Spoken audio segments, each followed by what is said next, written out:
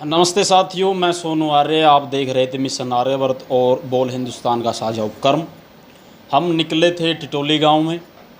किसान आंदोलन की कवरेज बेहद लंबे समय से हम कर रहे थे। टिटोली का यदि जिक्र आएगा तो आपको पता होगा, पिछले एक महीने में जो कोविड का दौर यहाँ चला और लगभग 60 से ज़्यादा मौतें इस गाँव में हुई। अभी यदि बात करें तो भी गाँव पूरी तरह स्थिर है, परिस्थितियाँ बेहद सामान्य हैं। उन्हीं चीज़ों का जायज़ा लेने के लिए हम निकले थे। आदरणीय भाई अमित आर्य जी हमारे साथ मौजूद हैं, युवा हैं और आर्य समाज के बड़े प्रतिष्ठित आप कार्यकर्ता हैं, युवाओं में बड़े अच्छे खासे लोकप्रिय भी हैं।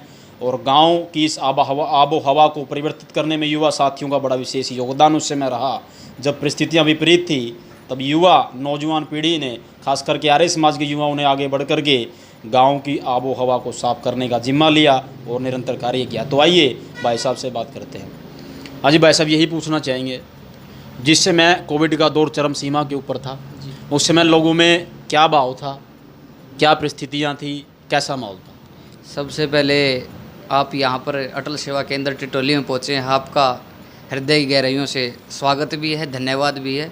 और आप बहुत अच्छा कार्य ये प्रचार के माध्यम से कर रहे हैं। और युवाओं को, मैंने अब पिछली बार भी वीडियो देख रहा था, वहाँ गांव में आपने कुश्ती का और कबड्डी का खेलने की व्यवस्थाएं आपने कर रखी हैं, बड़ा अच्छा है।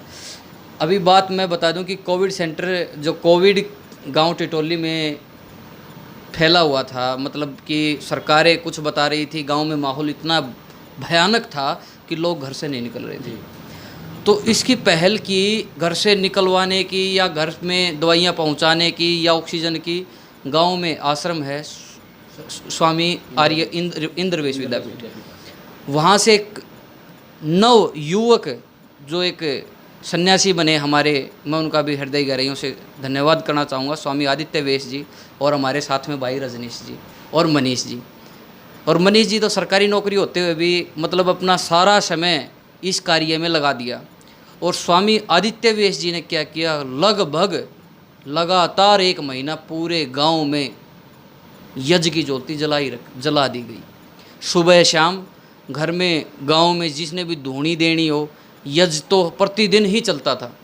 लगभग पूरे गांव को कैसे वो पॉजिटिव, मतलब बी पॉजिटिव, कोरोना पॉजिटिव नहीं, बी पॉजिटिव, अंदर से कैसे पॉजिटिव हो, जो उन्होंने अलग जगाई, मैं कहता हूँ किसी के बस की बात नहीं थी। प्रशासन भी अपने हाथ उठा चुका था। कोविड सेंटर वहाँ अगर आप देखोगे तो इसके इतने बदतर हालत थे कि मतलब क्या बताएं, कुछ भी नहीं। लेकिन आर्य समाज ने इसकी पहल की और मैं तो उस साधु का धन्यवाद करूंगा, स्वामी आदित्य वेश जी का, जिन्होंने बड़ी मेहनत से, पुरुषार्थ से दिन रात गांव के युवाओं को भी तैयार किया, उनको भी समझाया भाई ऐसे ये चीज़ें नहीं फैलती हैं, अपनी भी सेफ्टी करो, ओगरों को भी बचाओ। तो आर्य समाज का इसमें बहुत विशेष योगदान है और आज भी आर्य समाज इस चीज़ के लिए खड़ा है। और गांव वालों का भी विशेष सहयोग मिला और सभी युवा साथियों का विशेष सहयोग मिला और आज हम लगभग मिलके हमने ये जंग जीत ही ली है, क्योंकि अब हमारे यहाँ पर कोई भी मौत नहीं हो रही है कोविड। अच्छा भाई साहब, आपने जो है यज्ञ की बात की, सबको पता है, विशेष करके जो आर्य समाज की थाती से जो लोग जुड़े हुए हैं, वैदिक परंपराओं का जिन्हें ज्ञान है, विज्ञान है, उन सबको पता है कि यज्ञ एक वैज्ञानिक प्रक्रिया है। परंतु बड़े चैनलों की बात करें, जी न्यूज़ की बात करें, न्यूज़ 24 के ऊपर भी ये बात उड़ाएगी कि ये तो कोई टोना टोटका है, इससे कोरोना कैसे भाग जाएगा। उन लोगों को आप क्या कहना चाहेंगे कि यज्ञ कैसी प्रक्रिया है, वैज्ञानिक प्रक्रिया, आपको उनको मतलब आप किस रूप में, किस वे में आप उनको आंसर देना चाहेंगे? देखो, ऐसा है कि कहते हैं ना कि मुंह के सामने मैदान पड़ा है, कुछ भी बोल दो, तो ऐसा बिल्कुल भी नहीं है। अगर हम वैज्ञानिक तरीके से इसको भी देखें तो इससे एक फॉर्मिक एल्डिहाइड गैस निकलती है जो हमारे वातावरण को शुद्ध करती है। और वही जी न्यूज़ जो आज ये बता रहा है कि टूने टोटके कर रहा है, वही जी न्यूज़ ये बता रहा है गाय के 1 तोला घी से अगर यज्ञ करते हो तो 1 टन वायु शुद्ध होती है। वही 1 साल पहले अपनी बयानबाजी ये दे रखी है, तो न्यूज़ का तो आप लोगों को सबको पता ही है, ठीक है, सत्यता यही है। वही व्यक्ति वो भी स्वीकार कर रहे हैं, लेकिन आज वो इस चीज़ को टूना टोटका बता के लोगों को भ्रमित कर रहे हैं। और जो वास्तविकता, जो चीज़ होनी चाहिए थी, अगर हम प्रतिदिन ऐसे ही घर में यज्ञ करते रहते तो हमारी ये महामारी फैलती भी नहीं। जो यज्ञ का जो हमारा विधान था कि वायु को शुद्ध करना, वो प्रतिदिन अगर ऐसे होता रहता तो ऐसा बिल्कुल नहीं होता। क्योंकि सन 1983 में मिसाइल आइसोसाइनाइट गैस का रिसाव हुआ था और वहाँ सर्वे हुआ था। आज भी मेरे पास एक अखबार की कटिंग है लैपटॉप में, उसमें बताया कि एक परिवार बचा था, वो प्रतिदिन यज्ञ करता था, उस परिवार में किसी जानवर तक की मौत नहीं हुई थी। अच्छा, एक बात जो है आपसे ये भी जानना चाहेंगे कि उस समय, अब भी मैं कह लेता हूँ, अब तो थोड़ा सा फ़र्क पड़ गया, जब प्रचंड सीमा पर कोरोना का दौर था, लोगों को ऑक्सीजन समय के ऊपर उपलब्ध नहीं हो पाई, ये बहुत बड़ी समस्या रही है। और आज ये समस्या आज की नहीं है, बहुत लंबे समय से, जब से ये देश आज़ाद हुआ तब से लेकर के वर्तमान की स्वास्थ्य सेवाओं तो मतलब अपनी इतनी ज़्यादा बेकार, इतनी ठप हैं कि उनके बारे में जितना हम बोलेंगे उतना कम है। जब ऑक्सीजन की लोगों को निरंतर ज़रूरत थी, लोगों ने अपनी जान गंवाई, तब आर्य समाज की जो यहाँ संस्था स्वामी इंद्रवेश विद्यापीठ आश्रम टिटोली, उनकी तरफ से ऑक्सीजन बैंक खोलने का निश्चय किया गया और उसके लिए दक्षिण अफ्रीका ने सहयोग भी किया, मशीनें भी यहाँ भेजी। इस कदम को आप कितना सार्थक मानते हैं? मैं इस कदम को इतना सार्थक मानता हूँ कि मैं तो सारा श्रेय स्वामी जी को ही देना चाहता हूँ। ये नहीं कि वो हमारे गांव में है, लेकिन उन्होंने जो मतलब एक बीड़ा उठाया ना कि दिन रात, क्योंकि मैं खुद फ़ोन करके कहता था स्वामी जी आप भी अपना ध्यान रखो, लेकिन वो कहते थे कि भाई मैं अपना ध्यान रख के क्या करूँगा जब मेरा गाँव ही ख़त्म हो जाएगा।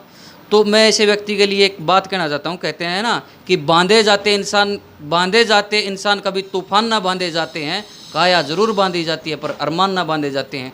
उस सन्यासी ने ठाना और करके दिखाया। आज मेरा पूरा गांव मतलब हृदय से उनका स्वागत भी करता है और धन्यवाद भी करता है। और आज उन्होंने साउथ अफ्रीका से भी ऑक्सीजन कंसनट्रेटर और जनरेटर मंगवाए, लगभग 50 के करीबन। जिस व्यक्ति को ज़रूरत हो, ये नहीं कि ये अमीर है गरीब है, जिसको ज़रूरत हो अपनी रिपोर्ट दिखाओ और निःशुल्क वहाँ से ऑक्सीजन लेके कंसनट्रेटर लेके जाओ। अच्छा, कई लोगों ने हमसे ये पूछा, आदरणीय भाई रजनेश आर्य जी, युवा जो साथी हमारे मेरे साथ निरंतर चल रहे हैं, और मेरे साथी कई और साथी उसमें जो आदरणीय भाई नवीन जी हैं, मनीष जी हैं, मेरे साथ निरंतर इस कवरेज में मेरा साथ वो दे रहे हैं और उनके सहयोग से ही मैं गांव के अंदर ये कवरेज कर पा रहा हूँ। आदरणीय भाई जी से एक सवाल लेते हैं। भाई साहब, आपसे यही जानना चाहेंगे कि वर्तमान में अपने गांव की स्थिति क्या है? कई लोगों ने जो है फेसबुक के माध्यम से और यूट्यूब के माध्यम से मुझसे पूछा कि अब वहाँ हालात कैसे हैं, तो आप ही बता दो कि अब गाँव में हमारे कैसे हालात? ऐसा सोनू भाई, अब गांव में बिल्कुल नॉर्मल चल रहा है, ना कोई डेथ हो रही। चलो एक आधी गांव की आबादी बहुत बड़ी है, एक आधी नॉर्मल डेथ हो रही है। कोई अब कोरोना हमारे गांव में बिल्कुल भी नहीं है। कोई एक आधा केस होगा तो बिल्कुल स्थिति नॉर्मल हो चुकी है गांव की। और लोगों ने ना मतलब कि जो यज्ञ हुआ ना, उससे लोग जो डरे बैठे थे, अंदर दुब के बैठे थे, उस यज्ञ ने लोगों को मोटिवेट किया। भाई ऐसे नहीं फैलता, ये नहीं कि आप घर में ही ऐसे दुब के बैठे रहो, कुछ खाओगे नहीं, पियोगे नहीं, डॉक्टर को दिखाओगे नहीं, तो ऐसे थोड़ी ठीक होगे।